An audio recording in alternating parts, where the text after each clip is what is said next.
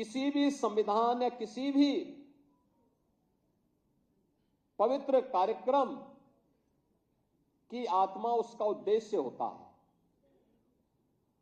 भारत का जो मूल संविधान बाबा साहब भीमराव अंबेडकर ने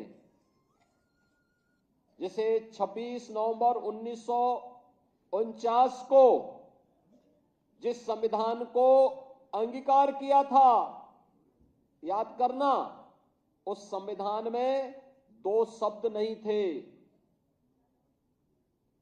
सेकुलर शब्द भी नहीं था और समाजवादी शब्द भी नहीं था, सोशलिस्ट शब्द भी नहीं था। कांग्रेस ने चोरी छिपे जब ये देश के नागरिक अधिकार निरस्त किए गए थे, इमरजेंसी थी,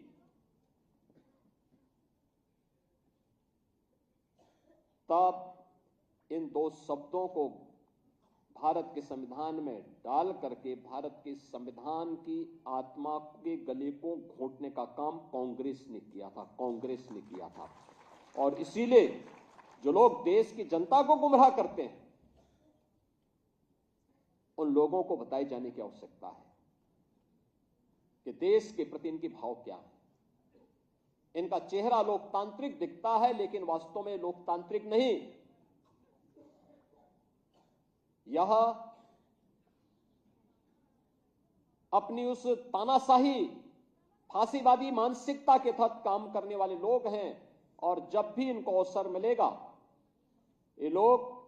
इससे पहले 1976 रहा, 1975 रहा हो, या फिर भारत के बाहर जाकर के भारत के अंदर बाबा साहब भीमराव अंबेडकर के द्वारा सामाजिक रूप से दलित, अति पिछड़ी जाति के लोगों को, पिछड़ी जाति के लोगों को मिले हुए इन संवैधानिक अधिकारों से वंचित करने के बारे में किस प्रकार की टिप्पणियां ये लोग करते हैं, ये आज किसी से छुपा हुआ नहीं। और इसीलिए मैं आज के इस अवसर पर आप सबसे कहना चाहूंगा कि बाबा साहब भीमराव अंबेडकर की धरोहर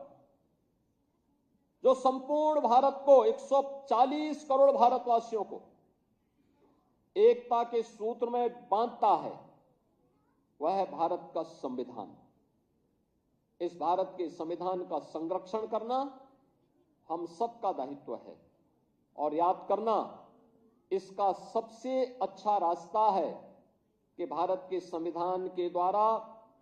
भारत के प्रत्येक नागरिक के लिए तय किए गए उसके मूलभूत कर्तव्यों का अगर हम पालन करेंगे,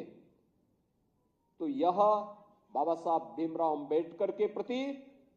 भारत के संविधान निर्माताओं के प्रति और भारत के महान स्वाधीनता संग्राम सेनानियों के प्रति हमारी सच्ची श्रद्धांजलि होगी।